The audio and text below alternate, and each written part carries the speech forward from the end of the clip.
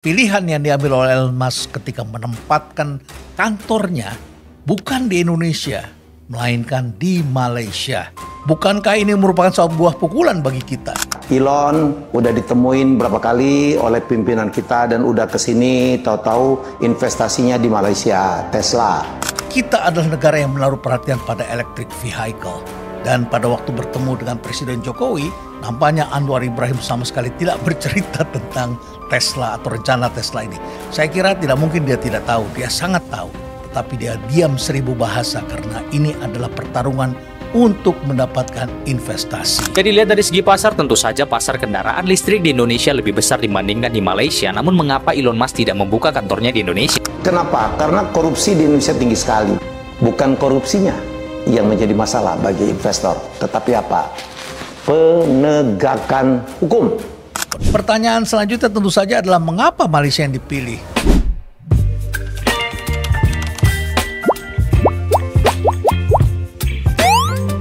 Halo teman-teman, selamat datang kembali di channel Ria Oktorina. Kali ini, kita akan membahas topik yang tengah hangat diperbincangkan, yaitu keputusan Elon Musk yang memilih Malaysia sebagai lokasi kantor pusat Tesla di Asia Tenggara, dan bagaimana ini menjadi pelajaran penting bagi Indonesia. Sebagai bangsa yang terus berkembang, kita tidak boleh melihat hal ini dari sisi negatif, melainkan sebagai peluang untuk introspeksi dan pembelajaran.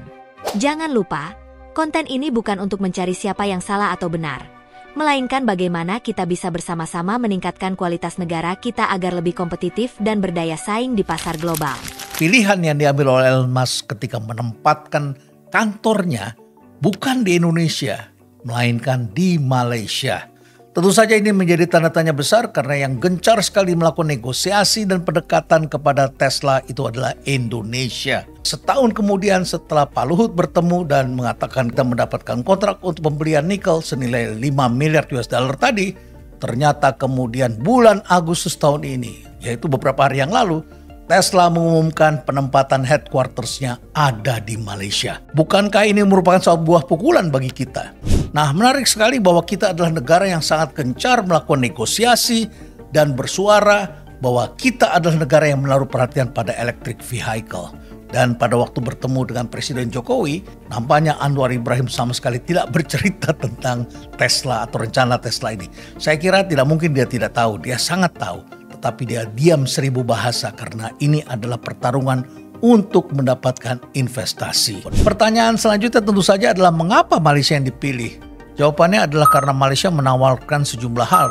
Yang sudah pasti adalah mereka mau menggunakan energi terbarukan, mereka tidak ada masalah dengan pertambangan, mereka tidak ada masalah dengan pengolahan yang dianggapnya melanggar tata kelola, dan mereka sangat tertib dengan beberapa aturan-aturan, apalagi mereka pernah kapok dengan kasus korupsi. Jadi mereka memperbaiki itu semua. Dan kemudian dikasih lagi sweetener. Apa itu? Tidak harus bekerja sama dengan local partner. Sedangkan di Indonesia harus kerjasama pembuatan baterainya dengan sebuah perusahaan BUMN yang baru dibangun. Gitu. Kemudian yang kedua, Malaysia menawarkan bebas biaya impor untuk sejumlah produknya sedemikian rupa sehingga kemudian Tesla bisa dijual dengan harga seperempat dari harga retail di Singapura maupun di Indonesia. Tetapi dengan deal ini ternyata ini meningkatkan citra Malaysia sebagai negara yang memiliki green credentials. Dan ini merupakan sebuah berkah yang luar biasa. Jadi satu masuk, yang lain akan ikut masuk nanti ini. Karena apa? Karena image-nya adalah ESG. Bukan seperti negara lain yang dianggapnya adalah green buah semangka. Di luarnya hijau, dalamnya merah membara. Ini tentu sangat tidak diinginkan. Tentu saja Malaysia sangat diuntungkan terhadap hal-hal seperti ini. Tadi sudah saya sebutkan citranya juga meningkat sehingga investor-investor lain menjadi masuk lebih gampang. Tapi juga Malaysia mendapatkan berkah untuk lapangan pekerjaan yang sangat besar. Mereka akan membangun network of services dan charging points di seluruh Malaysia. Dan menurut Malaysia Investment Development Authority atau MIDA, bahwa pada tahun 2018 saja mereka sudah menyetujui 58 EV project di Malaysia. Jadi jumlahnya memang sangat banyak sekali dan mereka telah dapat investasi sebesar 5,8 miliar US dollar. Besar sekali bukan? Malaysia sendiri sudah siap dengan ekosistem electric vehicle dengan 1000 charging points di seluruh Malaysia untuk 34 juta penduduk. Dibandingkan dengan Indonesia yang baru memiliki 450 titik charging points. Padahal kita masih membutuhkan sekitar 20.000 titik lainnya agar bisa melayani sekitar 400.000 kendaraan listrik sebagai target. Kenapa banyak sekali investasi meleset ke Indonesia ya? Elon udah ditemuin berapa kali oleh pimpinan kita dan udah kesini, tahu-tahu investasinya di Malaysia, Tesla. Kenapa? Karena korupsi di Indonesia tinggi sekali. Ada yang namanya IPK. IPK itu Indeks Persepsi Korupsi. Kita itu rendah sekali. Jadi investor-investor ditanyain tentang persepsinya terhadap korupsi di berbagai negara. Dan Indonesia rendah sekali. Kalau rendah, investor ragu untuk masuk. Singapura tinggi banget. Oleh karena itu, investor ya dari luar negeri kalau invest di Singapura, Masya Allah, kalau nggak salah angkanya sampai indeksnya sampai $25.000 per kapita. Indonesia itu 1.000 kali ya, jadi jauh banget. Bukan korupsinya yang menjadi masalah bagi investor, tetapi apa? Penegakan hukum.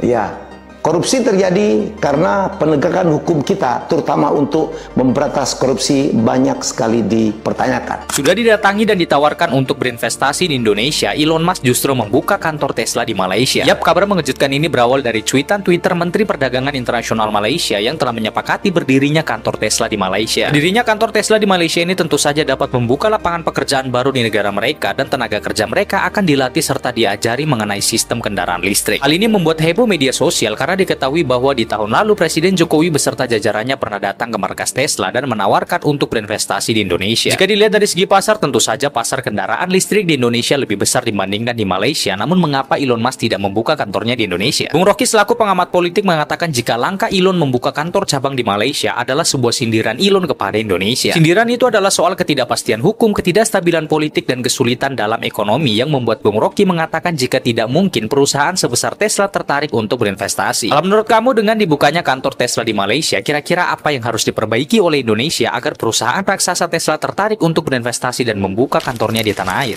Belakangan ini, perhatian dunia bisnis tertuju pada Tesla dan keputusan Elon Musk untuk mendirikan kantor pusat di Malaysia, bukan di Indonesia. Hal ini tentunya menimbulkan banyak pertanyaan, terutama karena Indonesia adalah negara yang paling aktif melakukan pendekatan dan negosiasi dengan Tesla selama beberapa tahun terakhir. Pertanyaannya, mengapa Malaysia yang terpilih? Padahal Indonesia sudah berusaha keras? Keputusan Tesla ini tidak bisa dilihat sebagai kegagalan total bagi Indonesia. Sebenarnya, keputusan tersebut baru mencakup penempatan kantor pusat, yang merupakan langkah awal dalam rencana jangka panjang Tesla di Asia Tenggara. Pabrik Tesla sendiri belum diputuskan lokasinya, dan disinilah letak peluang bagi Indonesia untuk terus memperjuangkan posisinya. Sejak awal, Indonesia telah menunjukkan komitmen tinggi dalam menarik investasi Tesla. Pemerintah Indonesia melalui Menteri Koordinator Kemaritiman, Luhut Binsar Panjaitan, telah beberapa kali bertemu dengan Elon Musk. Bahkan, Presiden Joko Widodo juga ikut serta dalam negosiasi dan melakukan kunjungan ke Amerika Serikat. Pada tahap awal, sempat terjadi kesepakatan terkait pembelian bahan mentah untuk baterai listrik senilai miliaran dolar Amerika Serikat. Namun, sayangnya, isu-isu yang berkaitan dengan environmental, social, and governance, ESG, atau tata kelola lingkungan, sosial, dan pemerintahan mulai menjadi penghalang. Salah satu masalah besar yang dihadapi Indonesia adalah terkait tata kelola nikel, yang menjadi bahan baku utama untuk baterai listrik. Beberapa laporan menyebutkan bahwa praktik penambangan nikel di Indonesia masih menghadapi tantangan dalam aspek keberlanjutan dan lingkungan. Isu penggunaan energi terbarukan juga menjadi sorotan. Tesla, sebagai perusahaan yang sangat peduli pada skor ESG-nya, tentu akan sangat selektif dalam memilih negara dengan tata kelola yang baik. Skor ESG ini bukan hanya penting untuk citra perusahaan, tapi juga berpengaruh pada biaya modal dan akses mereka ke pasar finansial. Karena itulah, masalah ini menjadi sangat krusial. Selain itu, Malaysia berhasil menawarkan sesuatu yang lebih konkret bagi Tesla. Mereka tidak hanya memiliki ekosistem yang lebih baik dalam hal energi terbarukan dan tata kelola pertambangan, tetapi juga memberikan berbagai insentif menarik. Malaysia menawarkan pembebasan bea impor untuk produk Tesla, yang membuat harga mobil Tesla jauh lebih kompetitif dibandingkan di Indonesia.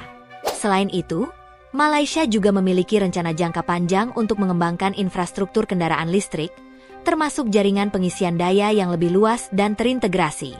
Bagi Indonesia, keputusan Tesla ini harus menjadi cermin. Bukan berarti kita kalah atau gagal, tetapi ini adalah kesempatan untuk mengevaluasi diri. Masih ada peluang besar di masa depan, termasuk potensi untuk menjadi tuan rumah bagi pabrik Tesla yang disebut sebagai jackpot investasi berikutnya. Namun, untuk mencapai itu, Indonesia harus memperbaiki banyak aspek, terutama dalam hal tata kelola lingkungan dan regulasi. Saat ini, Indonesia perlu lebih serius dalam menerapkan standar ESG. Pemerintah dan birokrat harus memiliki mindset yang lebih inklusif dan terbuka terhadap investasi hijau dan berkelanjutan. Penting juga bagi kita untuk melatih para tenaga kerja di bidang-bidang vokasi yang sangat dibutuhkan untuk mendukung industri kendaraan listrik. Jangan sampai kita terlena dengan jumlah lulusan sarjana dan pasca sarjana yang meningkat, tapi mengabaikan pentingnya keterampilan teknis yang bisa langsung diterapkan di industri. Regulasi di Indonesia juga perlu lebih bersahabat bagi investor. Salah satu keluhan utama yang muncul dalam beberapa laporan adalah bahwa regulasi di Indonesia terkadang terlalu rumit dan membingungkan. Hal ini membuat investor berpikir dua kali sebelum memutuskan untuk berinvestasi di negara kita. Selain itu, masalah korupsi juga menjadi salah satu faktor yang bisa menurunkan daya saing kita di mata dunia. Ini adalah pekerjaan rumah bagi kita semua, bukan hanya pemerintah, tetapi juga masyarakat. Selain faktor internal, kita juga perlu belajar dari negara-negara tetangga seperti Malaysia. Mereka berhasil menarik investasi besar seperti Tesla karena disiplin dalam memperbaiki tata kelola dan regulasi mereka. Malaysia telah belajar dari kasus-kasus korupsi besar di masa lalu dan memperbaiki sistem mereka. Mereka juga menawarkan insentif yang sangat menarik bagi perusahaan-perusahaan asing. Ini adalah contoh yang bisa kita pelajari, bukan untuk dibandingkan secara negatif, tetapi untuk diambil hal-hal positifnya dan diterapkan di Indonesia. Teman-teman, jangan kita anggap keputusan Tesla untuk memilih Malaysia sebagai sebuah kekalahan. Ini adalah momentum bagi kita untuk introspeksi dan terus memperbaiki diri. Kita bisa belajar banyak dari negara-negara tetangga dan mengambil contoh-contoh baik yang bisa diterapkan di negara kita. Yang terpenting, mari kita bekerja sama, baik pemerintah, birokrat, maupun masyarakat, untuk menciptakan ekosistem yang lebih baik bagi investasi dan masa depan yang lebih hijau. Terima kasih sudah menonton video ini. Semoga pembahasan kali ini bisa memberikan perspektif baru dan motivasi bagi kita semua untuk terus maju dan memperbaiki diri. Jangan lupa untuk like, share, dan subscribe jika kalian merasa konten ini bermanfaat. Sampai jumpa di video berikutnya. Tetap semangat, dan jangan lupa untuk selalu stay relevan. Baby, you give me ice and fire. You're giving me wind and rain. You're some kind of butterfly. Baby, you give me midnight. You whip up my appetite. Don't leave me here.